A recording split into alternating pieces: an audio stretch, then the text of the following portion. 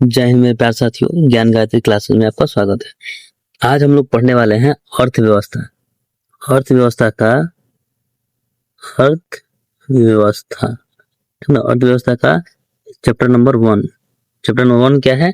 अर्थव्यवस्था के इतिहास का विकास। ठीक है, समझेंगे सबसे पहले। ठीक है, देखिएगा कह रहा है राजस्थान में अर्ध शुष्क और शुष्क क्षेत्रों में छत वर्षा जल संग्रहण हेतु घर में बनाया जाता था। क्या बनाया जाता था बाबा? टांका। क्या बनाया जाता था? टांका। इसका सही आंसर क्या हो जाएगा आपका? टांका हो जाएगा। अगला है क्वेश्चन, दोनों क्वेश्चन देखिएगा। बहुउद्देशीय परियोजनाओं का उद्देश्य है। क्या क्या उद्देश्य समझिएगा? विद्युत उत्पन्न करना, बाढ़ नियंत्रण करना, घरेलू एवं औद्योगिक उपयोग हेतु जलापूर्ति, इनमें से सभी। तो इसका सही जवाब क्या हो जाएगा जी? इनमें से ये सही जवाब इसका हो जाएगा इनमें से सभी। क्या हो जाएगा? सही जवाब इनमें से सभी हो जाएगा। अगला क्वेश्चन समझिएगा, यहाँ पे देखिएगा। अगला क्वेश्चन जो है,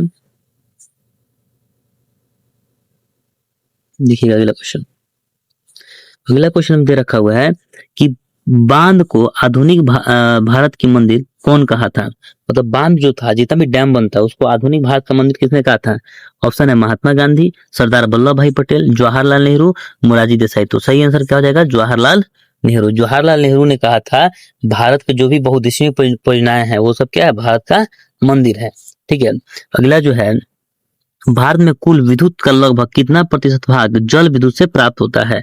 तो सही जवाब क्या हो जाएगा? 22%। 22% जो विद्युत उत्पन्न होता है वो जल विद्युत से, जल के द्वारा तैयार करा जाता है। ठीक है, आगे देखिएगा। 5 नंबर क्वेश्चन है, भारत का वो कौन सा राज्य है जहां पूरे पूरे राज्य में प्रत्येक घर के छत पर वर्षा जल संग्रहण ढांचे बनाना आवश्यक कर दिया गया है? तो सही जवाब क्या हो जाएगा आपका? तमिलनाडु। तमिलनाडु जो है वहां पे हर जगह, हर प्रत्येक जितना भी घर बनेगा उसके ऊपर क्या करा गया है? वर्षा जल संग्रहण के लिए एक ढांचा तैयार करना जिसमें वर्षा जल को संग्रहित करा जा सके। 6 नंबर क्वेश्चन देखिएगा क्या कह रहा है कि पश्चिम राजस्थान में छत वर्षा जल संग्रहण की रीति कम होने का कारण है। देखिए, जो पश्चिम राजस्थान जो है उसमें छत वर्षा जल संग्रहण का जो रीति रिवाज था वो कम होने का क्या कारण है? तो इंदिरा गांधी नहर। कहाँ गया जी आपका सही जवाब? इंदिरा गांधी नहर। इंदिरा गांधी नहर के बन जाने के कारण क्या हुआ है? यहाँ पे वर्षा जल संग्रहण का जो रीति को क्या करा गया है? कम कर दिया गया है। लोगों ने उसको कम कर दिया गया, कम कर दिया। कारण क्या है कि उनको जलापूर्ति इंदिरा गांधी नहर के द्वारा ही हो जाती है। ठीक है, अगला क्वेश्चन देखिएगा। यहाँ पे दिया गया कर है, महानदी बेसिन पर निर्मित बहुउद्देशीय परियोजनाएं हैं। तो कौन कौन सब? देखिए, महानदी बेसिन पे कौन है? हीराकुंड परियोजना। हीराकुंड परियोजना जो है महानदी बेसिन पे बना हुआ है। ठीक है, तो इसको याद कीजिए, याद रखिएगा। अगला क्वेश्चन है, सतलज ब्यास नदी बेसिन पर निर्मित बहुउद्देशीय परियोजनाएं कौन सी है? देखिए, सतलज तथा ब्यास नदी जो है उस पर कौन सा निर्मित बहुउद्देशीय परियोजना है? तो भाखड़ा नांगल परियोजना। कहाँ है जी? भाखड़ा नांगल परियोजना। 20 का सही जवाब क्या हो जाएगा? बी हो जाएगा।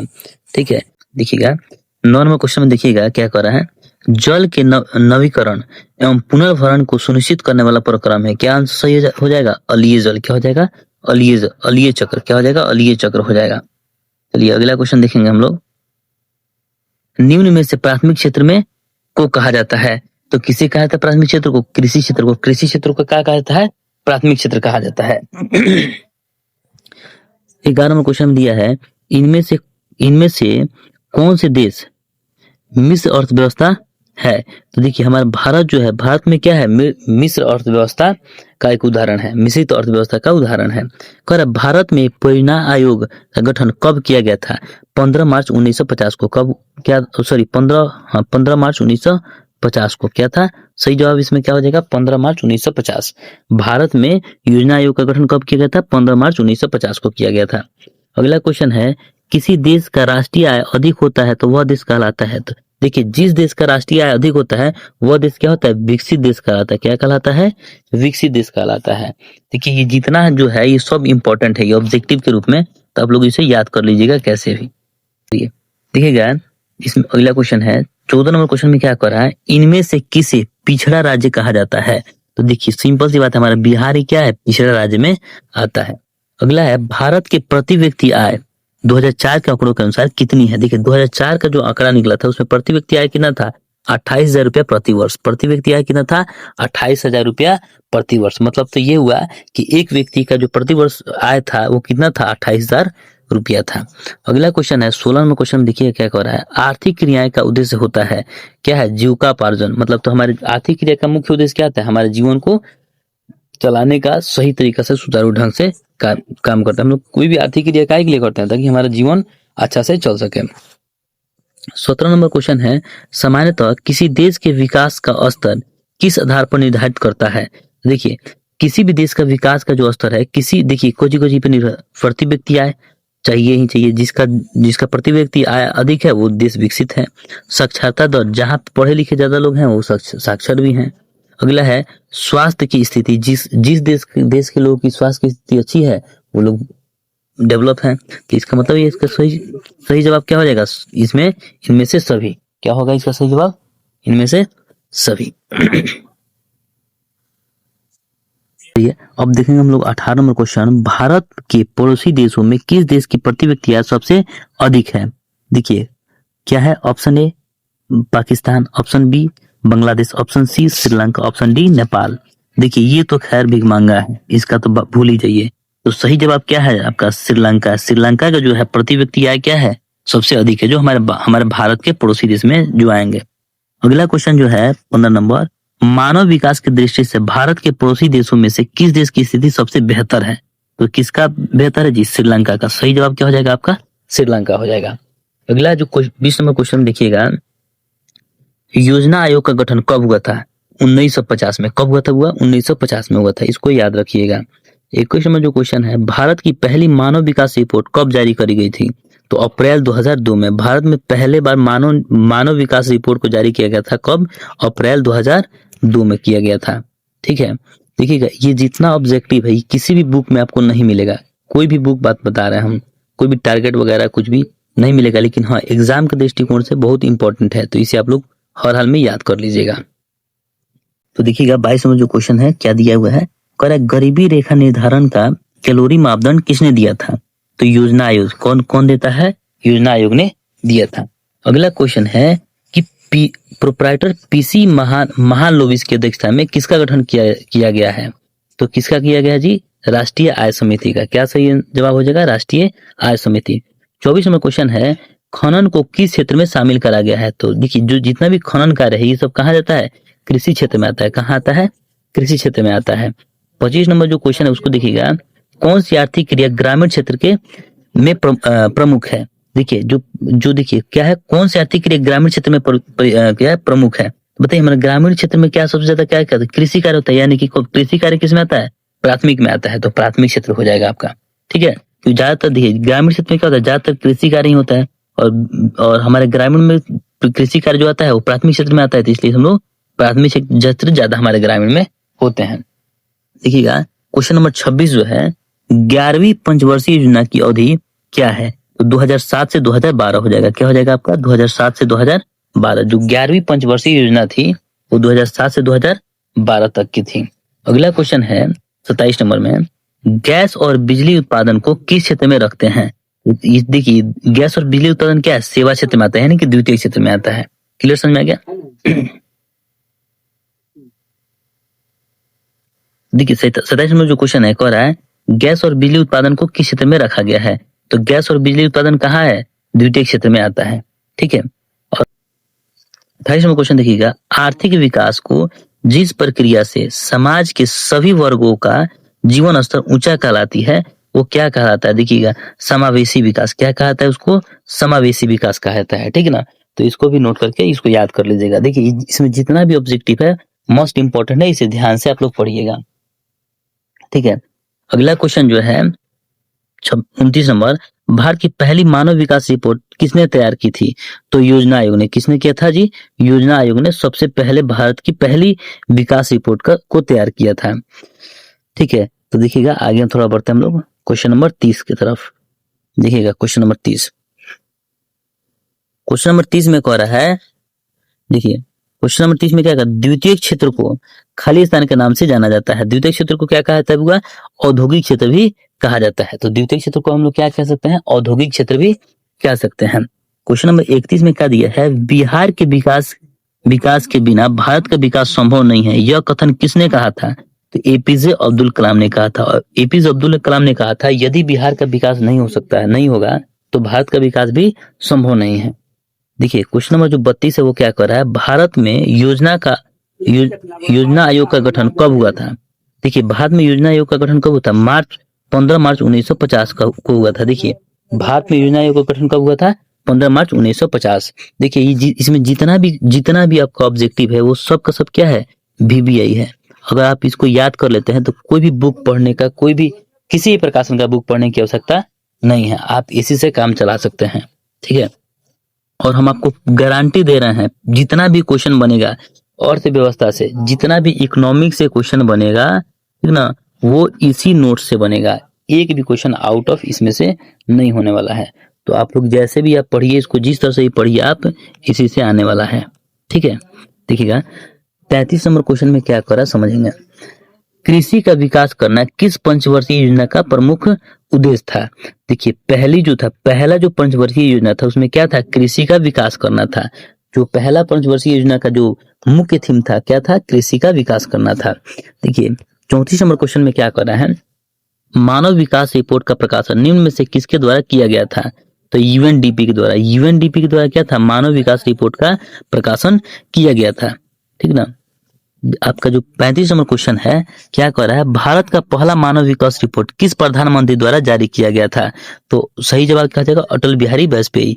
अटल बिहारी वाजपेयी द्वारा पहला विकास जो मानव विकास रिपोर्ट था वो जारी किया गया था।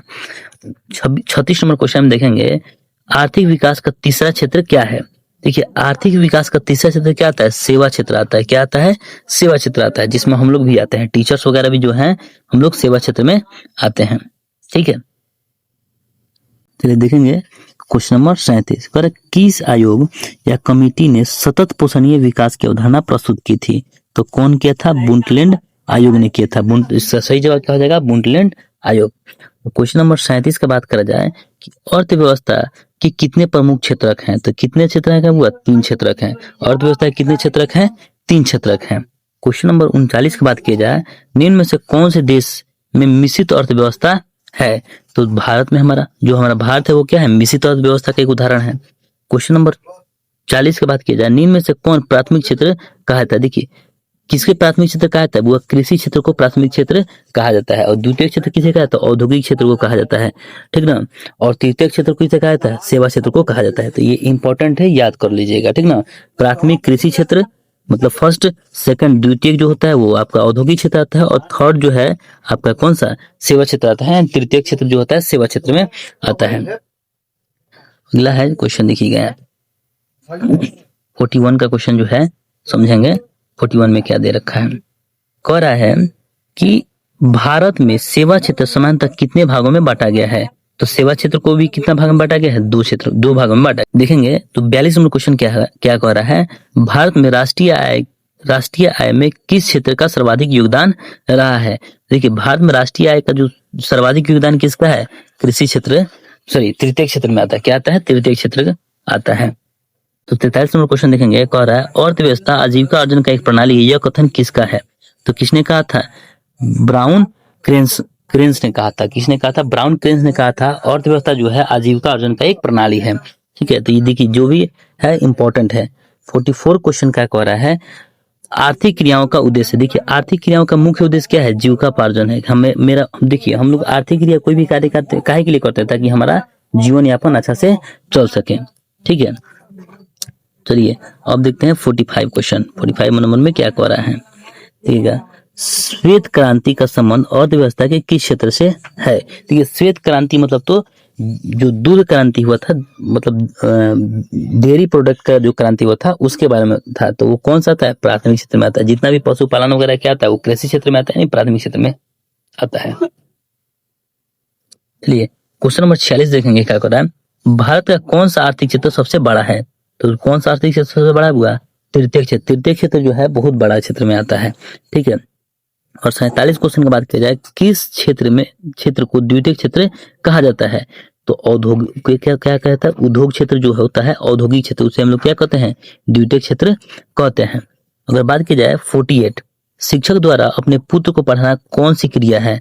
तो क्या है अनार्थिक क्रिया, क्योंकि देखिए अगर कोई शिक्षक, देखिए मान लीजिए हम टीचर हैं, अगर हम आप लोग को पढ़ाते हैं तो आपसे पैसा लेंगे तो वो हमारा आर्थिक क्रिया हो जाता है, लेकिन अपने ही पुत्र को अगर पढ़ाते हैं तो क्या होगा, अनार्थिक क्रिया है। कारण क्या, उसमें उससे हमको 1 रुपया का भी बेनिफिट नहीं मिलने वाला है।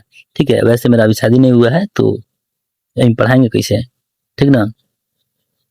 चलिए ठीक है, 49 क्वेश्चन में देखेंगे, इनमें किसका अर्थव्यवस्था में योगदान नहीं होता है। तो देखिए क्या है आपका, कृषि, उद्योग, बैंकिंग, काला बाजारी। देखिए काला बाजारी माने तो चोरी, ये सब चीज जो होता है, ये सब क्या था, अर्थव्यवस्था के विकास में योगदान इसका कुछ नहीं होता है, ठीक ना। क्योंकि मान लीजिए कि धोखाधड़ी से कोई पैसा कमाए, जो भी तो धोखाधड़ी से पैसा कमाए, इसका मतलब वो धोखाधड़ी से रखेगा भी, तो इससे उससे अर्थव्यवस्था में कोई परिवर्तन नहीं होता है। यहाँ तक जहां तक कि घाटा ही होता है, उसके विकास नहीं होता है। देखिए 50 नंबर क्वेश्चन में क्या कर रहा है, भारत की अर्थव्यवस्था है। देखिए भारत की अर्थव्यवस्था क्या है, मिश्रित अर्थव्यवस्था है। हमारे भारत में हर प्रकार का अर्थव्यवस्था है, ठीक ना। पूंजीवादी अर्थव्यवस्था भी है, साम्यवादी अर्थव्यवस्था भी है, तो ये क्या है, हमारा मिश्रित अर्थव्यवस्था है हमारे यहाँ, ठीक ना। चलिए अगर अगला क्वेश्चन की बात की जाए 51 का, वर्तमान समय में आर्थिक विकास में किस क्षेत्र का योगदान सबसे अधिक है। तो कौन सा, तृतीय क्षेत्र यानी कि सेवा क्षेत्र। सेवा क्षेत्र का जो है वो सबसे योगदान है, सबसे ज्यादा योगदान है विकास में, ठीक ना। अगर बात की जाए 52 मतलब तो 52 नंबर क्वेश्चन कि आर्थिक विकास का तीसरा क्षेत्र कहलाता है। तो आर्थिक विकास का तीसरा क्षेत्र क्या कहता है, वही वाला सेवा क्षेत्र।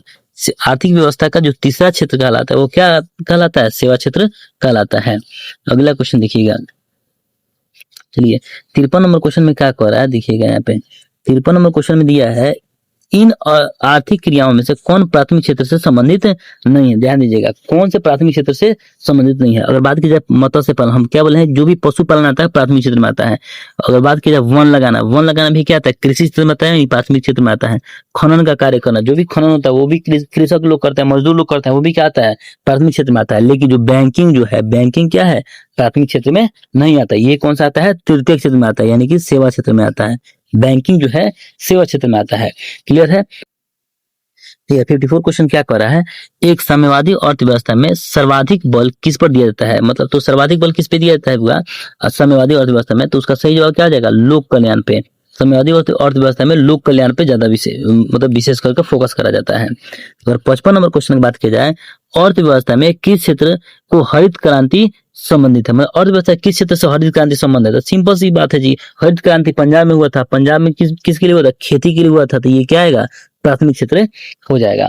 अगर बात की जाए 56 नंबर क्वेश्चन में क्या कह रहा है, योजना आयोग को भंग कर कौन सा आयोग बना। देखिए जो योजना आयोग था उसे भंग करके कौन सा आयोग बना था, तो नीति आयोग बना था। क्या सही जवाब हो जाएगा, नीति आयोग। इसका सही जवाब होगा नीति आयोग। और योजना आयोग को भंग करके नीति आयोग का गठन करा गया था।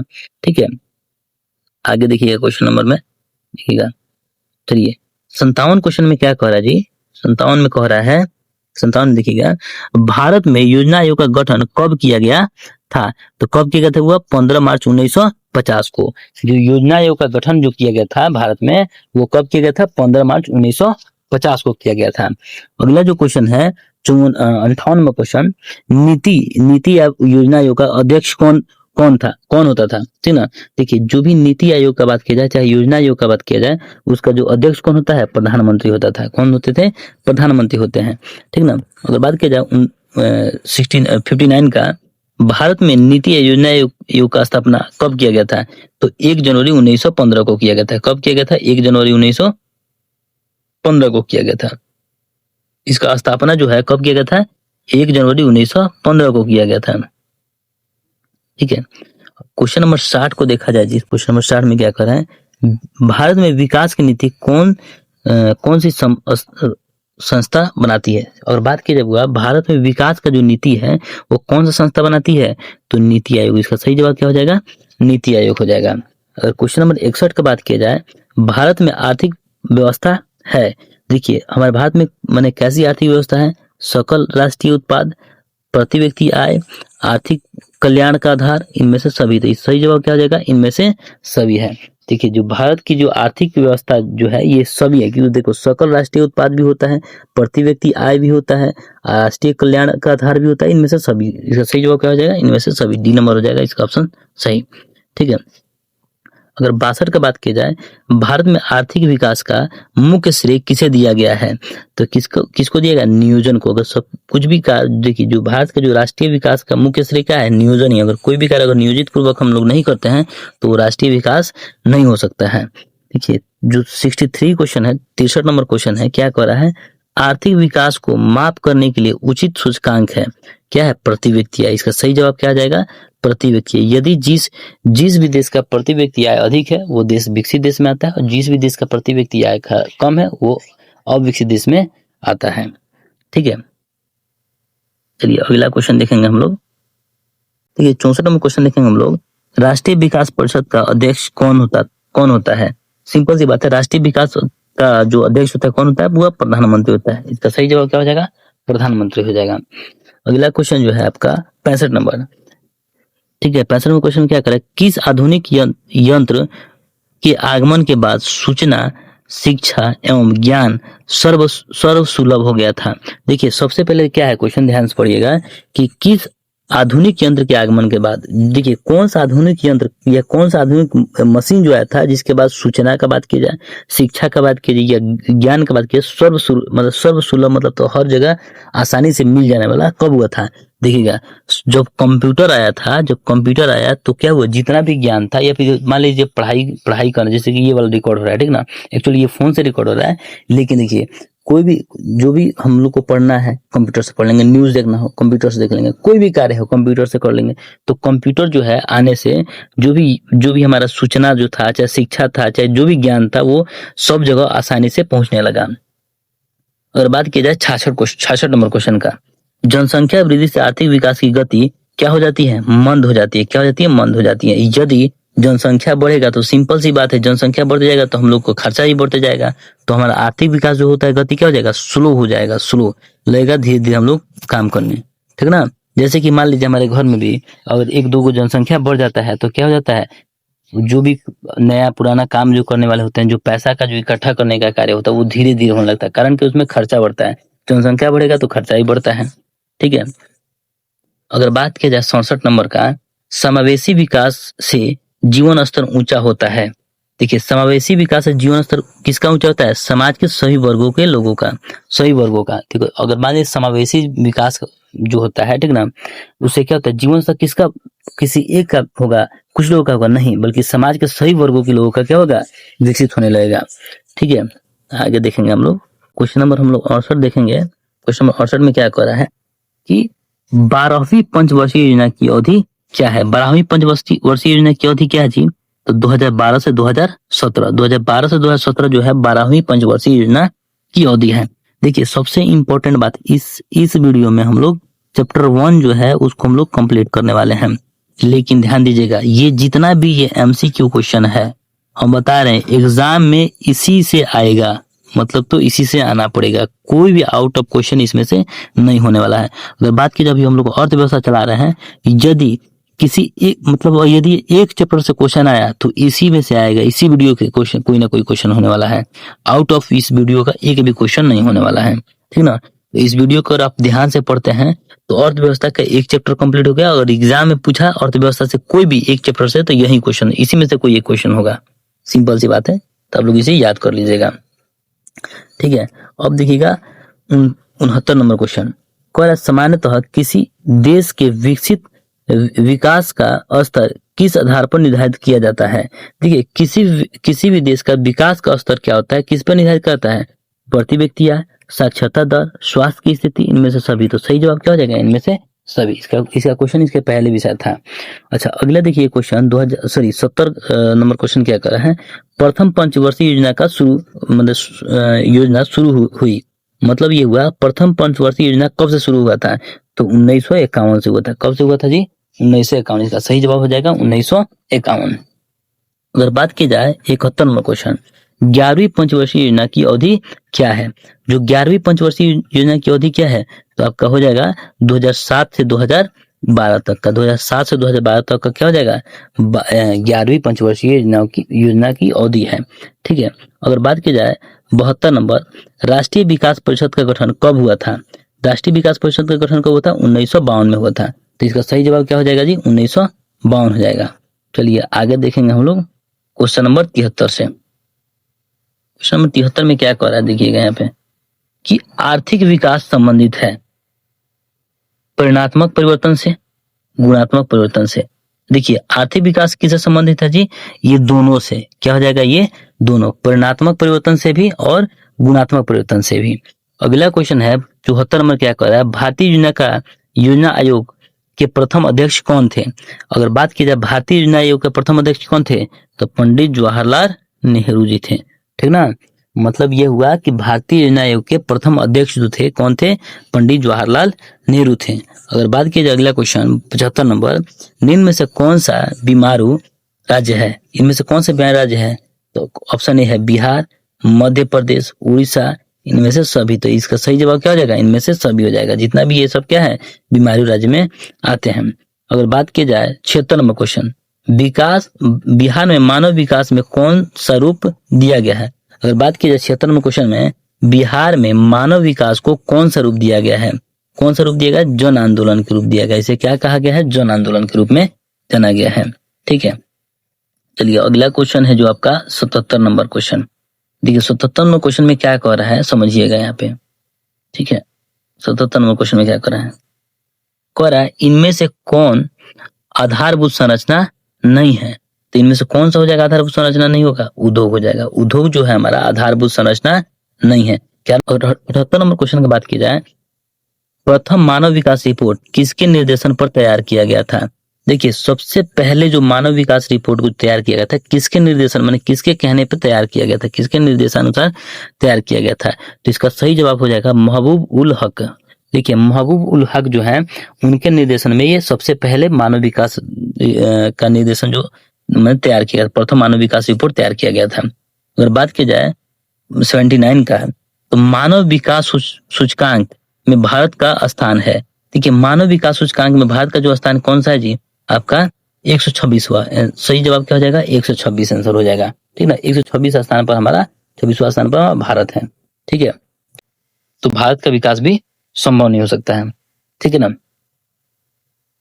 तो अगला क्वेश्चन है जो है वो क्या है समझिएगा, कह रहा है 87 नंबर क्वेश्चन, बिहार में किसकी प्रधानता है। तो क्या है आपका सही जवाब क्या हो जाएगा, कृषि। बिहार में जो मुख्य, बिहार का जो मुख्य इनकम का स्रोत है वो क्या है, कृषि है। तो कृषि के द्वारा ही बिहार में इनकम होता है। तो ये हमारा जो किसका प्रधानता है, कृषि प्रधान राज्य हमारा बिहार। अगर बात की जाए भारत की जनसंख्या 2011 की जनगणना के अनुसार कितनी है।